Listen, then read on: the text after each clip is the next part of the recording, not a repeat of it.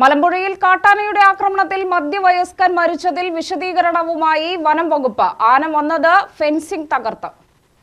പ്രദേശത്ത് സമീപകാലത്ത് ആനയുടെ ശല്യം റിപ്പോർട്ട് ചെയ്തിട്ടില്ലെന്ന് range forest officer KR Krishnadas പറഞ്ഞു. ഫെൻസിംഗ് പൂർണ്ണമായി പ്രവർത്തിക്കുന്നുണ്ട്. ആന മലമ്പുഴ ഡാമിന്റെ ഭാഗത്തുനിന്ന് കയറി വന്ന് ഫെൻസിംഗ് തകർത്തു പോവുകയാണ് ചെയ്തത്. ആന കാട്ടിലേക്ക് കയറി ട്രാക്ക് ചെയ്യുന്നുണ്ട്. കൊല്ലപ്പെട്ടയാളുടെ കുടുംബത്തിന് എത്രയും പെട്ടെന്ന് തന്നെ നഷ്ടപരിഹാരം നൽകാനുള്ള നടപടി സ്വീകരിക്കുമെന്നും അദ്ദേഹം പറഞ്ഞു. ഒലവക്കോട് റേഞ്ചിലെ എലിവാലിൽ സെക്ഷൻ പരിധിയിലാണ് സംഭവിച്ചത്. ഒരു വീടിന് പുറത്ത് കാട്ടിൽ ഇരിക്കുകയായിരുന്നു. 1 മണി വരെയൊക്കെ സംസാരിച്ചിരിക്കുന്ന ആൾക്കാർ പറയുന്നുണ്ട്. 3 പേരുണ്ടായിരുന്നു. ഒരാളാണ് മരണപ്പെട്ടത്.